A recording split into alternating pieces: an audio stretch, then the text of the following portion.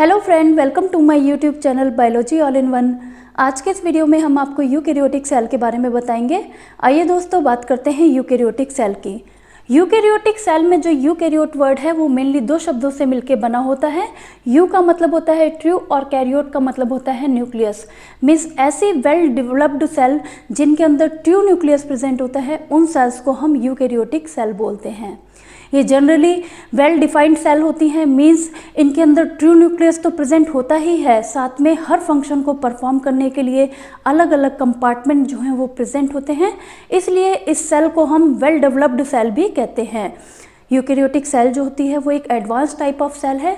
Means अगर हम इसकी स्ट्रक्चर को देखें तो प्रोकैरियोटिक सेल के कंपैरिजन में जो यूकैरियोटिक सेल होती है उसकी स्ट्रक्चर जो है वो थोड़ी सी कॉम्प्लेक्स होती है।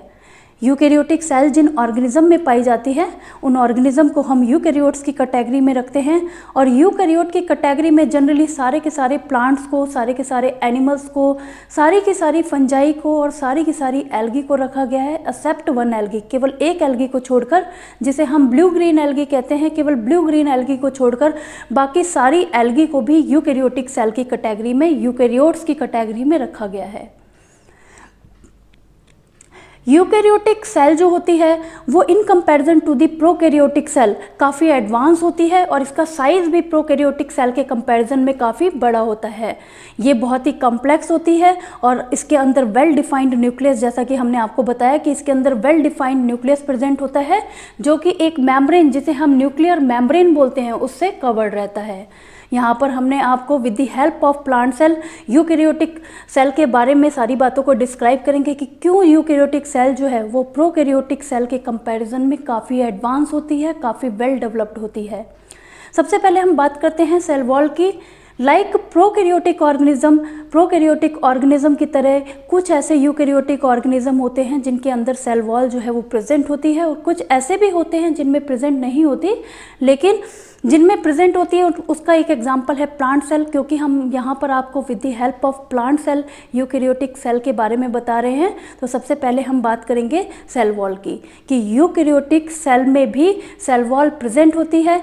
लेकिन यूकैरियोटिक सेल की जो सेल वॉल होती है उसकी कंपोजिशन जो है वो प्रोकैरियोटिक सेल की सेल वॉल से काफ़ी डिफरेंट होती है। मीन्स यूकैरियोटिक सेल वॉल जो होती है वो जनरली सेलुलोज, हेमी सेलुलोज और पैक्टिन मटेरियल की बनी होती है, और साथ ही इसका जो नेचर होता है वो परमेबल नेचर होता है। परमेबल नेचर हम उसे बोलते हैं ऐसी मेम्ब्रेन, जो ऐसी वॉल जो सॉल्यूट को और सॉल्वेंट को दोनों को अपने में से अलाउड कर दे, अपने में से पास होने दे, उस वॉल को हम परमेबल बोलते हैं। तो यूकैरियोटिक जो सेल वॉल होती है वो परमेबल नेचर की होती है। मीन्स वो सॉल्यूट को भी और सॉल्वेंट को भी दोनों को खुद में से क्रॉस करने देती है। अब हम बात करेंगे प्लाज्मा मेम्ब्रेन की। आफ्टर दी सेल वॉल के जो बाद इनर मोस्ट लेयर होती है उसको हम प्लाज्मा मेम्ब्रेन या फिर सेल मेम्ब्रेन कहते हैं।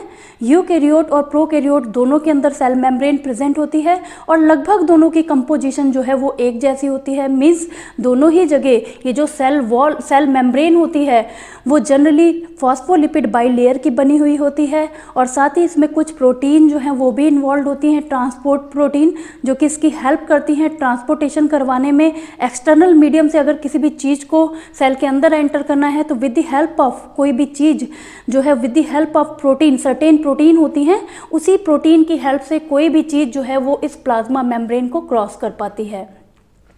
यूकैरियोटिक जो सेल मेम्ब्रेन होती है जनरली तो वो फॉस्फोलिपिड बाइलेयर की बनी हुई होती है और उसमें कुछ ट्रांसपोर्ट प्रोटीन इन्वॉल्व होती हैं। इसके अलावा स्टिरॉल एक केमिकल कंपाउंड होता है जो यूकैरियोटिक सेल मेम्ब्रेन के अंदर जनरली प्रेजेंट होता है। अगर हम नेचर की बात करें तो यूकैरियोटिक सेल मेम्ब्रेन जो होती है वो सेमी परमेबल नेचर की होती है। सेमी परमेबल नेचर ऐसा होता है जिसमें जो मेम्ब्रेन है केवल सॉल्वेंट को ही खुद में से अलाउड करती है। मीन्स खुद में से केवल सॉल्वेंट को ही पास होने देती है, और सॉल्यूट पार्टिकल जो होते हैं उनको खुद में से वो पास नहीं होने देती। मीन्स सेमी का मतलब होता है हाफ, मतलब कुछ चीज़ों को तो पास होने दे लेकिन कुछ चीज़ों को पास ना होने दे। मीन्स ये जो प्लाज्मा मेम्ब्रेन होती है, सेल मेम्ब्रेन होती है यूकैरियोटिक, वो सेमी परमेबल नेचर की होती है। वो केवल और केवल अपने में से सॉल्वेंट को पास होने देती है, सॉल्यूट को पास होने नहीं देती। यूकैरियोटिक सेल को हमने वेल डेवलप्ड, वेल एडवांस इसलिए भी कहा था क्योंकि यूकैरियोटिक सेल के अंदर हर एक फंक्शन को परफॉर्म करने के लिए एक पर्टिकुलर कंपार्टमेंट जो है, पर्टिकुलर सेल ऑर्गेनेले जो है वो प्रेजेंट होता है। लाइक यहाँ पर अलग अलग फंक्शन को परफॉर्म करने के लिए अलग अलग सेल ऑर्गेनेले जो है वो पाए जाते हैं।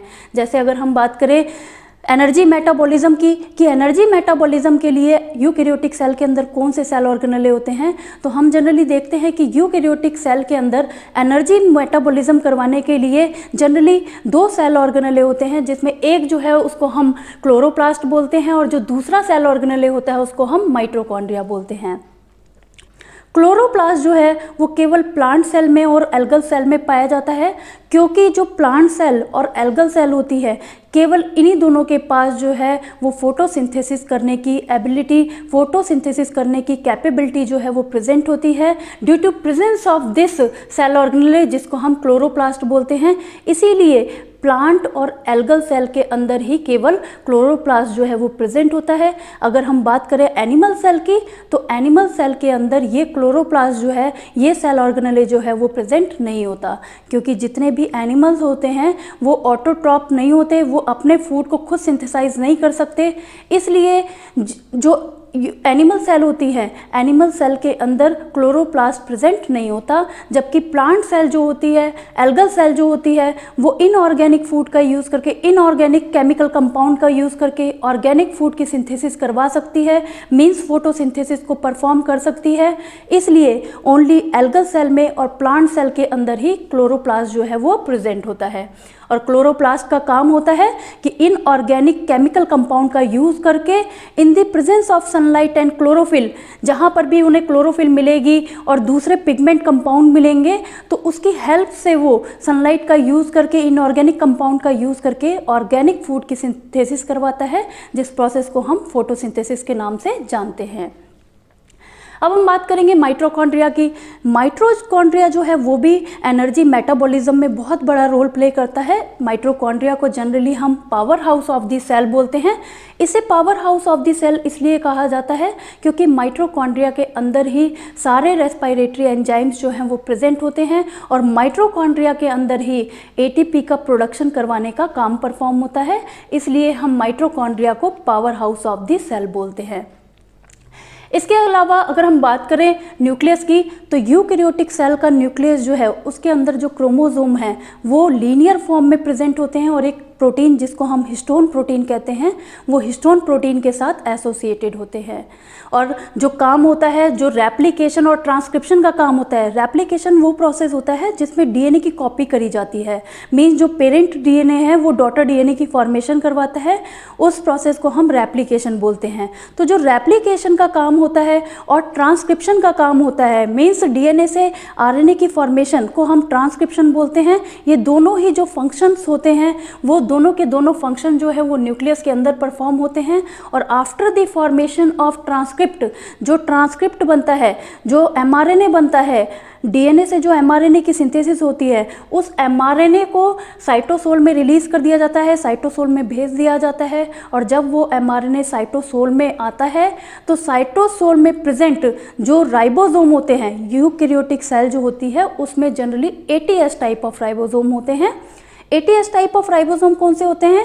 ऐसे राइबोसोम जो 60 और 40 एस सब यूनिट के बने होते हैं। यहाँ पर जो एस है उसका मतलब होता है सेडबर्ग यूनिट, ये एक यूनिट होती है जिसको हम जनरली यहाँ पर यूज़ करते हैं। और ये एटीएस राइबोसोम जो हैं वो ओनली यूकैरियोटिक सेल में पाए जाते हैं। और ये एटीएस राइबोसोम जो हैं वो उस एमआरएनए के ऊपर बाइंड करके प्रोटीन की सिंथेसिस करवाने का काम करते हैं। और जो भी प्रोटीन बनती है उस प्रोटीन को इस एंडोप्लाज्मिक रेटिकुलम के ल्यूमेन में रिलीज कर दिया जाता है। और एंडोप्लाज्मिक रेटिकुलम जो है उस प्रोटीन की फोल्डिंग करवाने का काम करता है, उस प्रोटीन के अंदर कुछ मॉडिफिकेशन करने का काम करता है और फिर उस प्रोटीन को वो गोल्जी बॉडी के पास ट्रांसफ़र कर देता है। और जब ये प्रोटीन जो है वो गोल्जी बॉडी के पास ट्रांसफ़र होती है तो गोल्जी बॉडी भी उसके अंदर कुछ पोस्ट ट्रांसलेशनल मॉडिफिकेशन करती है। ट्रांसलेशन हम उस प्रोसेस को बोलते हैं जिसके अंदर एमआरएनए की हेल्प से एमआरएनए पे प्रेजेंट जो कोड है उनका यूज़ करके प्रोटीन की सिंथेसिस करवाई जाती है। उस प्रोसेस को हम ट्रांसलेशन बोलते हैं। तो जो भी पोस्ट ट्रांसलेशनल मॉडिफिकेशन होती है, पोस्ट ट्रांसलेशनल मॉडिफिकेशन का मतलब है ट्रांसलेशन होने के बाद जो प्रोटीन के अंदर मॉडिफिकेशंस होती हैं, उन मॉडिफिकेशन को हम पोस्ट ट्रांसलेशनल मॉडिफिकेशन कहते हैं। तो जो पोस्ट ट्रांसलेशनल मॉडिफिकेशन होती है वो जनरली इस गोल्जी बॉडी द्वारा परफॉर्म करी जाती है। मीन्स गोल्जी बॉडी के अंदर वो पोस्ट ट्रांसलेशनल मॉडिफिकेशन होती है और फिर गोल्जी बॉडी जो है उन प्रोटीन की शॉर्टिंग करती है, हर प्रोटीन को उसके टारगेट ऑर्गन तक, टारगेट जगह तक पहुंचाने का काम करती है। मीन्स जिस जगह जिस प्रोटीन को पहुंचाना है उस जगह उस प्रोटीन को ये गोल्जी बॉडी जो है वो पहुंचाने का काम करती है। इस तरह से गोल्जी बॉडी और जो एंडोप्लाज्मिक रेटिकुलम जो है, ये दोनों सेल ऑर्गेनेले जो हैं वो प्रोटीन की शॉर्टिंग करने में, प्रोटीन के अंदर मॉडिफिकेशन करवाने का काम करती हैं। इसके अलावा गोल्जी बॉडी और एंडोप्लाज्मिक रेटिकुलम जो हैं दोनों ही जो है साइट होती हैं लिपिड सिंथेसिस की। मीन्स जो लिपिड बायोसिंथेसिस होती है वो भी इन दोनों सेल ऑर्गेनेले के अंदर जनरली परफॉर्म होती है। अब हम बात करेंगे नेक्स्ट सेल ऑर्गेनेले की। जो प्लांट सेल होती है उसके अंदर लार्ज साइज के वैक्यूल भी प्रेजेंट होते हैं। वैक्यूल का काम जनरली प्लांट सेल के अंदर जितने भी न्यूट्रिएंट हैं या जो भी वेस्ट होता है उनको स्टोर करने का होता है। मीन्स क्योंकि प्लांट के ऊपर के पास कोई एक्सक्रीटरी ऑर्गन तो लाइक ह्यूमन प्रेजेंट नहीं होता, तो जितनी भी वेस्ट सब्सटेंस होते हैं उनको ये अपने वैक्यूल के अंदर स्टोर करने का काम करते हैं। इसके अलावा प्लांट के पास दो और सेल ऑर्गेनेले होते हैं, एक को हम लाइजोसोम बोलते हैं, दूसरा पेरोक्सिसोम होता है। लाइजोसोम और पेरोक्सिसोम जो हैं वो जितनी भी अनवांटेड पार्टिकल होते हैं, अनवांटेड प्रोटीन्स होती हैं या जितने भी मैक्रोमॉलिक्यूल होते हैं उनको डाइजेस्ट करने का काम करते हैं। लाइक अगर कोई प्रोटीन है उसका कोई फंक्शन ख़त्म हो गया, उसको कोई फंक्शन परफॉर्म नहीं करना, तो उस प्रोटीन को क्या करा जाता है, डिग्रेड करा जाता है। मीन्स उस प्रोटीन को, पॉलीपेप्टाइड चेन को तोड़ के अमाइनो एसिड में कन्वर्ट करा जाता है और उन अमाइनो एसिड को वापस से सेल में रिलीज कर दिया जाता है। तो ये जो काम होता है, मीन्स किसी भी मैक्रोमॉलिक्यूल को तोड़ने का जो काम होता है यूकेरियोटिक सेल में, वो जनरली लाइजोसोम और पेरोक्सिसोम के अंदर परफॉर्म होता है। इसके अलावा जो यूकेरियोटिक सेल होती है उसके अंदर साइटोस्केलेटन प्रेजेंट होता है in the form of microtubule और माइक्रोफिलामेंट। माइक्रोट्यूब्यूल और माइक्रोफिलामेंट दोनों मिलकर सेल के साइटोस्केलेटन को बनाते हैं और ये जो साइटोस्केलेटन होता है सेल का, वो सेल को एक पर्टिकुलर शेप प्रोवाइड करवाता है और साइटोस्केलेटन की हेल्प से ही कोई सेल ऑर्गेनेले जो है वो सेल के अंदर एक जगह से मूव करके दूसरी जगह जा पाता है। या फिर अगर हम कहें कि eight the time of cellular division, कि जब कभी सेल का डिवीज़न होता है तो आपने देखा होगा कि सेल के डिवीज़न के टाइम पर क्रोमोसोम जो है वो मूव होते हैं टुवर्ड द पोल। तो ये जो क्रोमोसोम का मूवमेंट होता है at the time of cell division, वो भी with the help of microtubule perform करा जाता है। तो इस तरह से जो सेल के अंदर जो जितने भी सेल ऑर्गेनेले होते हैं, हर सेल ऑर्गेनेले जो है वो एक स्पेसिफिक फंक्शन को परफॉर्म करता है। इसलिए हमने कहा है कि यूकेरियोटिक सेल जो है वो प्रोकैरियोटिक सेल के कंपैरिजन में काफ़ी एडवांस होती हैं, काफ़ी वेल डेवलप्ड होती हैं और इनकी जो लाइफ साइकिल होती है वो प्रोकैरियोटिक सेल के कंपैरिजन में काफ़ी ज़्यादा होती है।